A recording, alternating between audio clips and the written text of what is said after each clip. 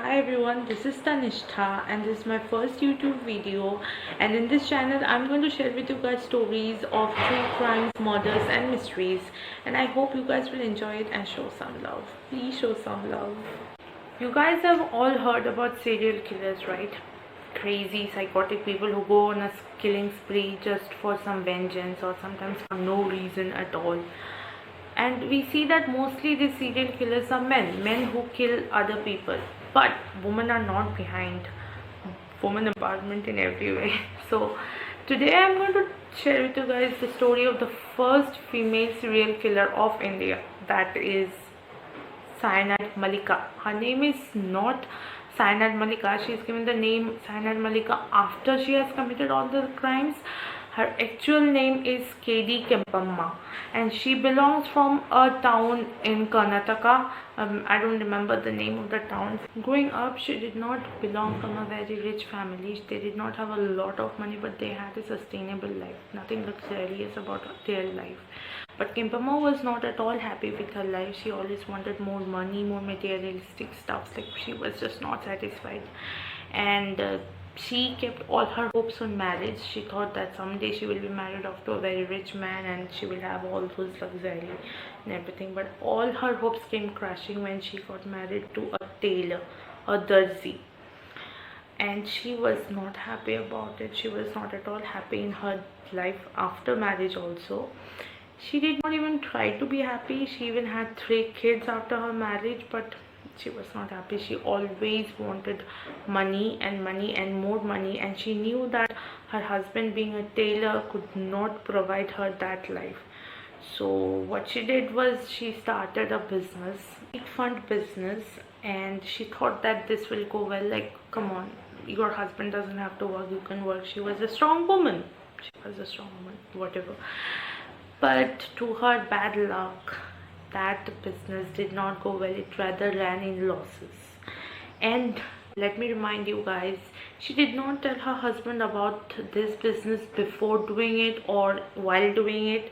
It was only after she lost all her money in that business that she had to inform her husband, because she lost all the money, then she got in debts and everything. Like, she had to tell her husband, and the husband did not take it positively. Well, there's nothing to take positively, obviously, but the husband was like mad at her, and he was like done with her. Of course, a woman like that who always wanted money certainly did not give him a very happy married life. Come on, she herself was not happy with it, so I'm sure she would have done something else that pissed the man off. And this time he had had enough, and he did not want to take her bullshits anymore. So he decides to throw her out of the home. She lost the business, she lost her money, and she lost her family, her home, everything. He was like, "Get lost, woman, I'm done with the bullshits." He was not like that. I just did it. Anyway, so after being kicked out of her home, she had to do something to get her food, right? To live daily. She cannot survive without money, and none of her family wanted to keep any contact with her. So she decides to start working as maids and cooks on houses. But even that did not go well. She used to work on those houses, and after some days of working, she used to start stealing from those houses. And of course, she was not very good at it because she got caught every time, and 1 or 2 times the owners just threw her out of the home. But they never complained about her. But after some 1 or 2 times, I guess, they did not mention it, but one of the houses did complain, and then she was uh, sentenced to 6 months of prison, because she was convicted of theft, and then she had to spend 6 months in jail. And after coming out of jail, her maid business fell down. She did not get a job in any of the houses. No one wanted her to work at their places because everyone got to know that she is a thief, of course. So she then starts working in jewelry shops, small jewelry shops, gold shops especially. She wanted to be a gold digger, but she could not be, so she settled for gold shops. So what happened is, like, after she started working in gold shops, she even started stealing from there. So even the shop owners decided to throw her out of the shops, and she did not stick even there, but she managed to stick in one of the gold shops, and that shop played a big role in her future series of murders, because from there she got her murder weapon, that is cyanide. You guys have probably guessed from the name Cyanide Malika. By the way, her name was Katie Kimpamma, and she was given the name Cyanide Malika because she had the name Malika as her nickname. Her parents and family members used to call her Malika at home, so from there Cyanide Malika. So what happened is she decided to up her game from theft to murder, and she picked on women who were helpless and naive and wanted relief and some help from God, religious beliefs.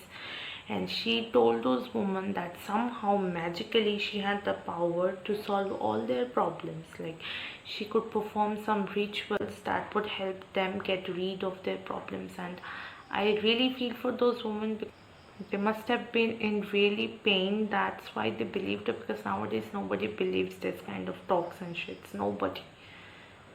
All her victims were women. None of them were male.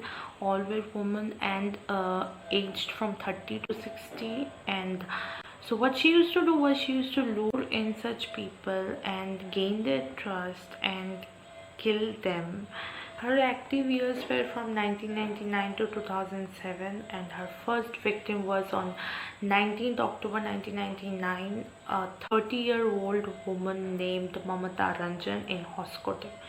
I don't know what was the reason behind her first kill. It is not mentioned, but the police suggested that it was because of money and everything, because all her murders had the same motive. So maybe the first crime was for that reason only. And after 1999 she decides to take a break and maybe plan her murder plan and this serial killer thing. She did not kill anyone in the year 2000 to 2006, but she decides to again kill from 2007, and she killed her 5 last victims from October to December 2007. Only October, November, December, 3 months of time, and she killed 5 women in that span. Like, that lady had some guts. Like, how could she kill so many women in like 3 months and not even sweat a bit? Like, oh my god. But and then she did get caught. So her second victim was a 52-year-old lady named Elizabeth, who just, her granddaughter just went missing, and she wanted to find her grandchild, and Kimpamma promised her that by the ritual she's going to perform, that lady is going to get her grandchild back. I mean, whatever. But she believed her and she fell for that, and she agrees to go with Kimpamma to an outskirt of the city, a temple which is situated in the outskirt, and perform the ritual.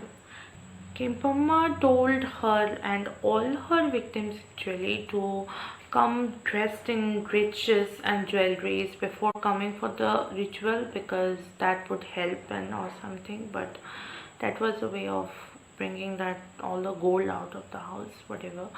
So she takes that woman to the outskirt and tells her to close her eyes for, you know, performing the ritual, and then she forces the lady to take a laddu which she filled with cyanide. After taking the laddu filled with cyanide, that woman died, and that was the process for all her kills. She used to do that to all her victims. So after she died, she took all the riches from that dead body, all the jewelries and any expensive stuff, and ran away. The third victim was a 60-year-old lady who just wanted cure for her asthma. I mean, she could have gone to the doctors, but maybe the doctor could not help. She would have gone. Must have gone. But she wanted to get cure of her asthma, and Kimpamma did the same thing. Blah blah blah. I'll perform rituals for you, and blah. And she fell in the trap. So she again died, and she did the same thing with her fourth and fifth victim, and 3 of them, the third, the second, sorry, not the second, the third, fourth and fifth victims were 60-year-old ladies. And the 5th victim was actually a priest of a temple, and Kimpamma promised her that she is going to somehow sponsor a new arch for the temple, and that lady believed her and somehow fell in her trap and she killed her too and took all the jewels from her body. But her last victim was a 30-year-old woman who wanted to get pregnant. I really feel bad for this lady because all she wanted was to get pregnant, but she ended up dead. I mean, she thought maybe the God could have helped her get pregnant because the doctor obviously could not help her. But this is very bad. This is pathetic. But she was the last victim of Kampimma. She was caught while trying to sell the jewelry she got from her victims, and someone tipped her location off to police. But it was also allegedly said that Kempamma also had one more victim who was a young lady who also wanted to get pregnant and have a son. He might have also killed Renuka, who was a 22-year-old lady in a pilgrimage center, at a room in a pilgrimage center in 2006 December.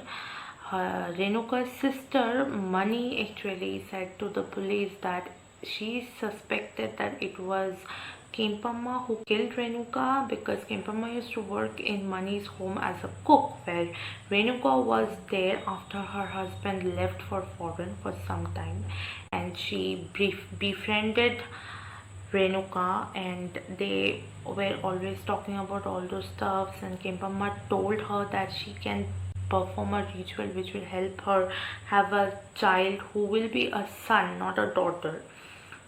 Mani had strong suspicion on Kempamma that she was the murderer, but it was not proved. But later police ended up trailing all the possible stuffs to Kempamma because there was no other suspicion or anyone. It was strong proof, so she was not convicted for her murder. She was convicted of her cyanide killings, and in 2010 she was the death sentence for her first murder, and she was the first woman to be given death sentence in India, and she was again given death sentence for her second murder in 2012.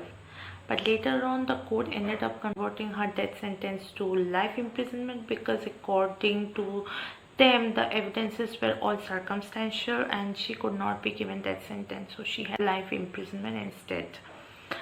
After her conviction, a lot of the families came up front telling that she was responsible for missing of one or the other of their family members. Like 5 more missing cases were related to her, and she became famous. Like she was the first female to be doing this, but she was not punished for that. Is the case of the first female serial killer of India, that is Kempamma or Cyanide Malika. And I hope you guys enjoyed, and if you guys liked it, please like and subscribe to my channel, and please leave a comment where you want me to be more precise and show some love. Bye.